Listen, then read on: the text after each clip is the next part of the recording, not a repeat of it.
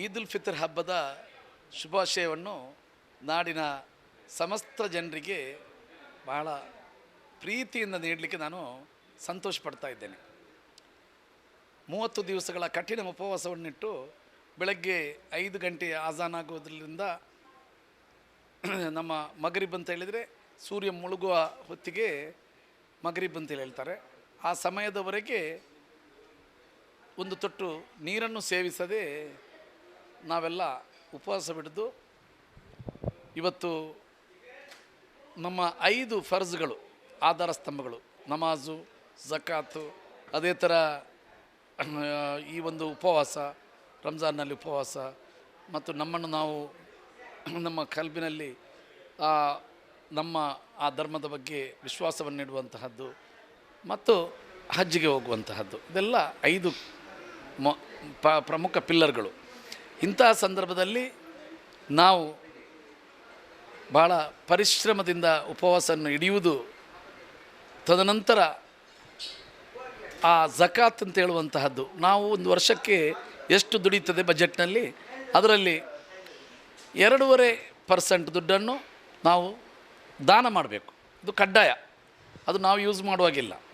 ಇದೆಲ್ಲ ಬಹಳ ಮಹತ್ವ ಇರುವಂತಹ ಒಂದು ತಿಂಗಳು ಅಂತ ಹೇಳಿದರೆ ಅದು ರಂಜಾನ್. ಈ ರಂಜಾನ್ನಲ್ಲಿ ಉಪವಾಸ ಹಿಡಿಯುವುದು ಯಾಕೆ ಅಂತೇಳಿ ದೇವರು ಕೊಟ್ಟದ್ದು, ಅತ್ಯಂತ ಕಡು ಬಡವರು ಮತ್ತು ದೊಡ್ಡ ಧನಿಕ ಇವತ್ತು ಸರ್ವರಿಗೂ ಸಮಾನ ರೀತಿಯಾದ ಒಂದು ವ್ಯವಸ್ಥೆ ಅಂತ ಹೇಳುವಂತಹದ್ದನ್ನು ನಾವು ಅರ್ಥ ಮಾಡ್ಕೊಳ್ಬೇಕು. ಇವತ್ತು ಹಸಿವೆ ಅಂತ ಹೇಳಿದರೆ ಧನಿಕ ತಾನು ಬೇಕಾದಷ್ಟು ತಿನ್ಬೋದು ಅಥವಾ ಇನ್ನೊಬ್ಬ ನಮ್ಮ ಉಪವಾಸ ನಡಿಬೋದು ಅಂತ ಹೇಳುವಂಥ ಪರಿಸ್ಥಿತಿ ಇಲ್ಲ. ಅವನಿಗೂ ಇದೇ ಥರ ಉಪವಾಸ, ದುಡಿಯುವವನಿಗೂ ಅದೇ ಥರ ಉಪವಾಸ. ಇದು ತಾರತಮ್ಯವಿಲ್ಲದೆ ಮನುಷ್ಯರೆಲ್ಲರೂ ಸಮಾನತೆಯಿಂದ ಇರಬೇಕು ಅಂತ ಹೇಳುವಂತಹ ಒಂದು ದೊಡ್ಡ ಸಂದೇಶನೇ ಇದಾಗಿದೆ. ಅದೇ ಥರ ದುಡಿಯುವುದ ಸಂದರ್ಭದಲ್ಲಿ ನಾವು 2.5% ದುಡ್ಡನ್ನು ನಾವು ದಾನ ಮಾಡುವಂತಹದ್ದು ನಮ್ಮ ಪ್ರತಿ ಪ್ರಾಮುಖ್ಯದ ಒಂದು ವಿಷಯವಾಗಿದೆ. ಮತ್ತು ತಾವು ಹಜ್ಜಿಗೆ ಹೋಗುವಂಥ ಸಂದರ್ಭದಲ್ಲಿ ತಾವು ನೋಡ್ಬೋದು ಟಿ ವಿಯಲ್ಲೆಲ್ಲದಕ್ಕೂ. ಬಹುಶಃ ನಾನು ಧನಿಕ ಅಂಥೇಳಿ ಬೆಳ್ಳಿ ರತ್ನ ಬಂಗಾರದಿಂದ ಸೇರಿದಂಥ ವಜ್ರಾಭರಣಗಳನ್ನು ತೆಗೆದುಕೊಂಡು ಹೋಗುವಂಥ ಇಲ್ಲ, ಧರಿಸಿಕೊಂಡು ಹೋಗುವಂಥ ಇಲ್ಲ. ಅಲ್ಲಿ ಸರ್ವರು ಬಿಳಿ ವಸ್ತ್ರದಲ್ಲಿ ಸಮಾನರೆಂದು. ಬಹುಶಃ ನಾವು ನಮಾಜ್ ಮಾಡುವಾಗಲೇ ನಿಮ್ಗೆ ಗೊತ್ತಿದೆ, ಒಂದು ದೊಡ್ಡ ಪ್ರಧಾನಮಂತ್ರಿ ಬಂದು ಒಂದು ಇಮಾಮನ ಹಿಂದೆ ಅವನು ಆ ಸಂದರ್ಭದಲ್ಲಿ ಸಮಯಕ್ಕೆ ಸರಿಯಾಗಿ ಆಜಾನ್ ಆಗುವಂಥ ಸಂದರ್ಭದಲ್ಲಿ ಅಲ್ಲಿಯ ಖತೀಬರಿಲ್ಲದಿದ್ದರೆ ಅಲ್ಲಿ ನೆಲ ತೊಳೆಯುವವನು ಆಗ್ಬೋದು, ಅವನು ನಮಾಜ್ಗೆನಾಗಿರಬೇಕು. ಅವನು ಬಂದು ಇಮಾಮ್ ಆಗಿ ನಿಂತರೆ ಎಷ್ಟೇ ದೊಡ್ಡ ಮಂತ್ರಿ ಬರಲಿ, ಪ್ರಧಾನಮಂತ್ರಿ ಬರಲಿ, ಆ ಸಫಿನಲ್ಲಿ ನಿಂತು ಅವರ ಹಿಂದುಗಡೆ ನಿಂತುಕೊಂಡು ನಮಾಜ್ ಮಾಡುವಂತಹದ್ದು ಇಸ್ಲಾಮಿನ ಮೂಲ ತತ್ವ. ಮತ್ತು ಮುಖ್ಯವಾಗಿ ನಮ್ಮ ರಸೂಲ್ ಸಲ್ಲಲ್ಲಾಹು ಅಲೈಹಿ ವಸಲ್ಲಮ ತಂಗಲ್ರವರು ಹೇಳಿದರು, ಸಕಲ ಜನರನ್ನು ಪ್ರೀತಿಸುವಂಥ ಕೆಲಸವನ್ನು ಮಾಡಬೇಕು. ಎಲ್ಲರೂ ದೇವರ ಸೃಷ್ಟಿ, ಅದರಲ್ಲಿ ಆ ಜಾತಿ ಈ ಜಾತಿ ಅಂತ ಹೇಳುವಂತಹದ್ದು ನಾವು ಮಕ್ಕಳಿರುವಾಗ ಸಣ್ಣ ಮಗು 3 ವರ್ಷದವರೆಗೆ ಏನು ಗೊತ್ತಿರೋದಿಲ್ಲ, ಜಾತಿ ಧರ್ಮ ಯಾವುದರ ಬಗ್ಗೆ ಗೊತ್ತಿರೋದಿಲ್ಲ. ದೊಡ್ಡದಾಗದ ಮೇಲೆ ಅದಕ್ಕೆ ಜಾತಿ ಮತ ದೇವರು ಹಲವು ದೇವರುಗಳು ಅಂತ ಹೇಳುವಂತಹದ್ದನ್ನು ತುಂಬಿಸಲಾಗ್ತಾ ಇದೆ. ಇದು ದೇವರು ಒಂದೇ. ಯಾವತ್ತು ನಾವು ಅದನ್ನು ನಂಬಿ ಎಲ್ಲರೊಂದಿಗೂ ಸಮಾನತೆಯಿಂದ, ಸೌಹಾರ್ದತೆಯಿಂದ, ಸಹಬಾಳ್ವೆಯಿಂದ ಇರುವಂತಹದ್ದೇ. ಇಲ್ಲಿ ಯಾರು ಶಾಶ್ವತ ಬದುಕುವವರಿಲ್ಲ. ಭಗವಂತನು ಸೃಷ್ಟಿಸಿದ್ದಾನೆ ನಮ್ಮನ್ನು, ಅದು ಮಾನವರನ್ನು ಬುದ್ಧಿಜೀವಿಯಾಗಿ ಬಹಳ ಗೌರವದಿಂದ ಸೃಷ್ಟಿಸಿದ್ದಾನೆ. ಸೃಷ್ಟಿಕರ್ತನ ವ್ಯವಸ್ಥೆಯಲ್ಲಿ ಅನೇಕ ಜೀವಿಗಳು ಲೋಕದಲ್ಲಿದ್ದಾವೆ, ಎಲ್ಲನೂ ಭಗವಂತ ಸೃಷ್ಟಿಸಿದ್ದು.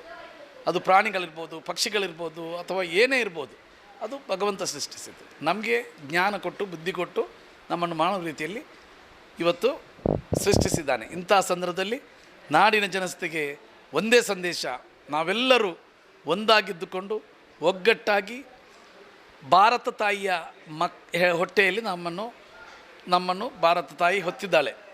ಆ ಮಾತಿಗೆ ಗೌರವ ಕೊಡುವಂತಹದ್ದು ಮೊಟ್ಟ ಮೊದಲ ವ್ಯವಸ್ಥೆ. ನಾವು ಕುರ್ಆನಲ್ಲೂ ಅದನ್ನೇ ಕರೆಯೋದು, ನೀವು ನಿಮ್ಮ ವತನನ್ನು ಪ್ರೀತಿಸಿ, ನಿಮ್ಮ ಮಣ್ಣನ್ನು ಪ್ರೀತಿಸಿ ಅಂತ ಹೇಳುವಂತಹದ್ದನ್ನು ನಮ್ಮ ಕುರ್ಆನ್ನಲ್ಲಿ ಹೇಳುವಂತಹದ್ದು. ಅದೇ ಥರ ಗ್ರಂಥದಲ್ಲಿ ಹೇಳುವಂತಹದ್ದು, ಬೈಬಲ್ನಲ್ಲಿ ಹೇಳುವಂತಹದ್ದು. ಇಲ್ಲಿ ಯಾವುದೇ ಥರ ಅಡ್ಡಗೋಡೆ ನೀಡಬಾರ್ದು ಅಂತ ಹೇಳುವಂಥ ಮಾತನ್ನು ಹೇಳ್ತಾ ಇದೆ. ಅದಕ್ಕೆ ಬದ್ಧರಾಗಿಕೊಂಡು ನಾವು ನಡೆಯೋಣ. ಇಲ್ಲಿ ಶಾಶ್ವತವಾಗಿ ಬದುಕುವಂಥ ಹಕ್ಕನ್ನು ನಮಗೆ ಕೊಟ್ಟಿಲ್ಲ. ಎಲ್ಲರೂ ಒಂದಲ್ಲ ಒಂದು ದಿವಸ ಮಣ್ಣಿಗೆ ಹೋಗುವವರಿದ್ದೇವೆ. ಆದ್ದರಿಂದ ಇರುವಷ್ಟು ದಿವಸ ಶಾಂತಿ, ಸೌಹಾರ್ದತೆ, ಸಹಬಾಳ್ವೆಯಿಂದ ಸಾಗೋಣ. ಭಗವಂತ ನಮಗೆ ಎಲ್ರಿಗೂ ಅನುಗ್ರಹಿಸಲಿ. ಮಳೆ, ಬೆಳೆ ಮತ್ತು ನಮ್ಮಲ್ಲಿರುವಂಥ ಆರೋಗ್ಯವನ್ನು ಕಾಪಾಡಿಕೊಳ್ಳಲಿಕ್ಕೆ ಇವತ್ತು ಯಾವ ರೀತಿಯಲ್ಲಿ ಒಂದು ಕಡೆ ಬಿಸಿಲಾದರೆ ಬಿಸಿಲಿನ ಸಮಯದಲ್ಲಿ ಮಳೆಯ ಸಂದರ್ಭದಲ್ಲಿ ಚಳಿ, ಇಂತಹದ್ದೆಲ್ಲ ಆ ನಮ್ಮ ವಾತಾವರಣ ಬಗೆ ಬಗೆಯಾದ ರೀತಿಯಲ್ಲಿ ವರ್ತಿಸ್ತಾ ಇದೆ. ದೇವರು ನಮ್ಮ ಮೇಲೆ ಅವಕೃಪೆಗೆ ಒಳಗಾಗಬಾರ್ದು. ಎಲ್ಲರೂ ಒಳ್ಳೆಯ ರೀತಿಯಲ್ಲಿ ದೇವರ ಅನುಗ್ರಹವನ್ನು ಪಡೆಯುವಂತಾಗಬೇಕು ಅಂತ ಹೇಳುವಂತಹದ್ದೇ ನಮ್ಮ ಪ್ರಾರ್ಥನೆ. ಸರ್ವರು ಪ್ರಾರ್ಥನೆ ಮಾಡುವುದು, ನಾನು ನನ್ನ ಮನೆಯಲ್ಲಿ ಇವತ್ತು ಊಟ ಮಾಡುವಂತಹ ಸಂದರ್ಭದಲ್ಲಿ, ನನ್ನ ಮಕ್ಕಳಿಗೆ ಊಟ ಬಡಿಸುವಂತಹ ಸಂದರ್ಭದಲ್ಲಿ, ನನ್ನ ಪಕ್ಕದಲ್ಲಿರುವಂತಹ ಯಾರಾದರೂ, ಅದಕ್ಕೆ ಜಾತಿ ಮತ ಭೇದ ಏನೂ ಇಲ್ಲ, ಹಸಿದಿದ್ದರೆ ಅವರ ಹಸಿವನ್ನು ತಣಿಸಿ ನಂತರ ನೀನು ಊಟ ಮಾಡು ಅಂತ ಹೇಳುವಂತಹ ಮಹತ್ವವಾದ ಸಂದೇಶವನ್ನು ಕೊಟ್ಟಂತಹ ಕುರ್ಆನ್ ಇದೆ, ಬೈಬಲ್ ಇದೆ, ಗ್ರಂಥವಿದೆ. ಅದನ್ನು ನಾವು ಅರ್ಥ ಮಾಡಿಕೊಳ್ಳುವಂತಹದ್ದೇ ನಮ್ಮ ಪ್ರಮುಖ ಉದ್ದೇಶ. ಇಂತಹ ಸಂದರ್ಭದಲ್ಲಿ ನೀವೆಲ್ಲರೂ ಈ ಮಣ್ಣಿಗಾಗಿ ಹೋರಾಡೋಣ.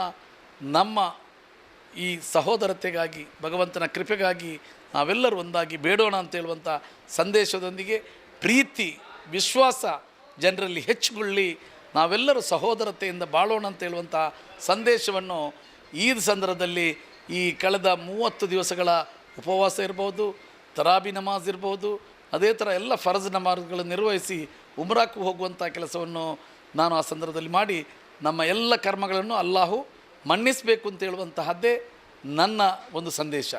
ಅಲ್ಲಾಹಿನ ಅನುಗ್ರಹದ ಮೂಲಕ ನಾವೆಲ್ಲರೂ ವಿಶ್ವಾಸದ ರೀತಿಯಲ್ಲಿ ಸಹೋದರತೆಯಂತೆ ನನ್ನ ಸಂಬಂಧದ ಅವರನ್ನು ಯಾವ ರೀತಿಯಲ್ಲಿ ನೋಡ್ತೇನೆ, ನನ್ನ ಸಹೋದರರನ್ನು ಯಾವ ರೀತಿಯಲ್ಲಿ ನೋಡ್ತೇನೆ, ನನ್ನ ಫ್ಯಾಮಿಲಿಯನ್ನು ಯಾವ ರೀತಿಯಲ್ಲಿ ನೋಡ್ತೇನೆ, ಅದೇ ಥರ ನನ್ನಲ್ಲಿರುವಂತಹ ಪರಿಸರದ ಎಲ್ಲ ಭಗವಂತನ ಸೃಷ್ಟಿಗಳನ್ನು ಅದೇ ಥರ ಪ್ರೀತಿಸಿ ವಿಶ್ವಾಸದ ಮೂಲಕ ನಾವು ಮುನ್ನಡೆಯೋಣ. ಅದುವೇ ಭಾರತ ದೇಶದ ಒಂದು ಶಕ್ತಿ ಅಂತ ಹೇಳುವಂಥ ಮಾತನ್ನು ಹೇಳಿ ಸರ್ವರಿಗೂ ನಮನವನ್ನು ಸಲ್ಲಿಸಿ ಆಖಿರ ದಅವಾನಾ ಅನಿಲ್ ಹಮ್ದುಲಿಲ್ಲಾಹಿ ರಬ್ಬಿಲ್ ಆಲಮೀನ್. ಅಸ್ಸಲಾಮು ಅಲೈಕುಂ ವರಹಮತುಲ್ಲಾಹಿ ವಬರಕಾತು. ಎಲ್ಲರಿಗೂ ಹೃದಯ ತುಂಬಿದ ನಮನಗಳು.